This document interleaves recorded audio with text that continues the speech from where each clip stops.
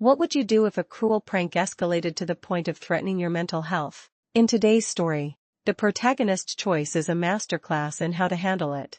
I'm Alex. I live with schizophrenia, a condition that began when I was 22 and will stay with me for life. I'm pretty active in online communities and support groups for people with schizophrenia, doing what I can to stay connected and informed, but outside of those spaces, I tend to be quite private about my diagnosis, even with close friends. It's fairly common for people to think I'm a bit eccentric. It comes with the territory, you know? Some of my habits include avoiding big parties or crowded places. Sometimes, I'll suddenly back out of plans if I feel a delusion might be coming on. I have to be protective of myself in that way. I might also say an odd quip now and then.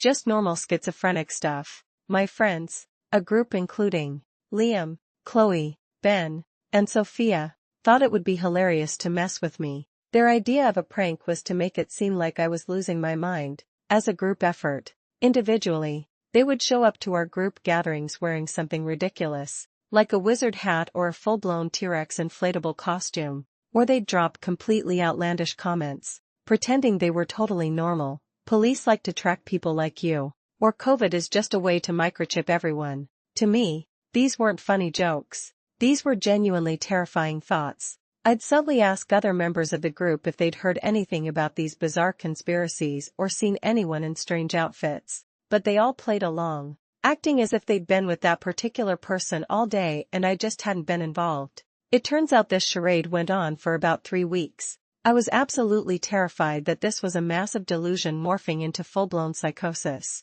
The fear that my medications had stopped working was overwhelming. In a moment of sheer panic and self-preservation, I preemptively checked myself into a hospital to stop myself from potentially hurting myself or spiraling further down that rabbit hole. This is a common practice in the schizophrenic community. No one heard from me for a few days while I was in the hospital. When I finally checked out, I confided in Liam about what had happened. His apology was long and filled with explanations, but honestly, I just blew up at him.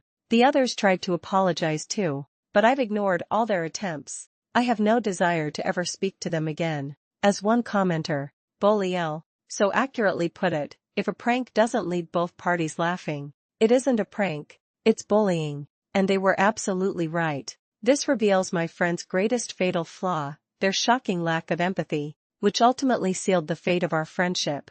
Another commenter, Baddest Patsy, shared a sentiment that truly resonated with me. My partner is schizophrenic and it's hard enough on its own without some group of AHs deciding it would be fun to collectively gaslight you. They went on to say, please go with your gut and never talk to these AHs again. My medical history is my own private information. I don't owe it to anyone. They could clearly see I was anxious and confused, and it was wrong of them to mess with me like that. It was time for new friends. The core lesson here is that true friends don't intentionally inflict harm, especially when they're aware of your vulnerabilities. What would you do if you found yourself in a similar situation? And how would you redefine your boundaries with those who betrayed your trust?